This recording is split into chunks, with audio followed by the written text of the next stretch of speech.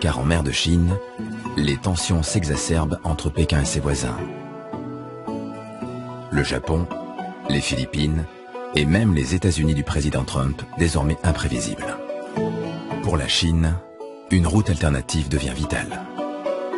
Le président Xi Jinping a dit que Chongqing devait avoir une place importante sur le réseau logistique Asie-Pacifique et même mondial. Que Chongqing devait devenir un pôle d'échange à l'intérieur des terres et aussi ouvert sur l'extérieur. Chongqing est clairement invité à tourner le dos à la mer pour regarder vers l'ouest. C'est ce que symbolise le kilomètre zéro qui marque le départ de la nouvelle route de la soie. Et pour alimenter cette nouvelle route vers l'ouest, la ville a développé des installations logistiques visant à prendre le relais des zones portuaires de la côte. Ici, sur le port sec, il y a environ 1000 containers qui arrivent chaque jour. La plupart sont réexpédiés vers d'autres provinces chinoises et le reste part vers l'Europe. Nous sommes responsables de la sécurité et du transport. Ici, on charge 3 à 4 trains par semaine qui vont jusqu'à Duisbourg en Allemagne. Et chaque train est composé de 41 wagons porte-containers.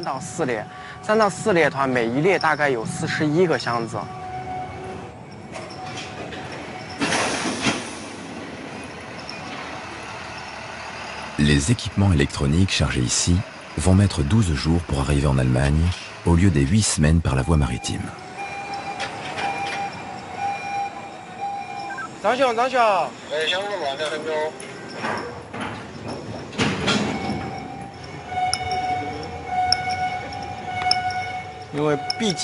Nous avons été les premiers dès 2011 à envoyer des trains vers l'Europe. Il y a donc 6 ans. Et d'autres villes l'ont fait ensuite, il y a 3 ou 4 ans.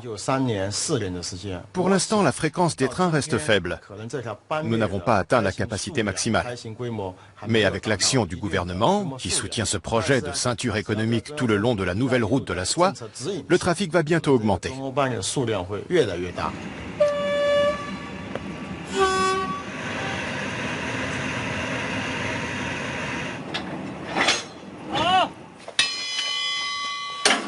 Le coût du transport par le train est 2 fois plus élevé que par bateau. Et il faut 250 trains comme celui-ci pour transporter un volume équivalent à un navire porte-container.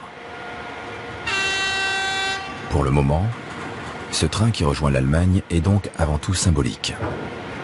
Mais le symbole d'une Chine en marche vers l'Europe est important pour fédérer la population et les acteurs économiques autour du projet de Xi Jinping.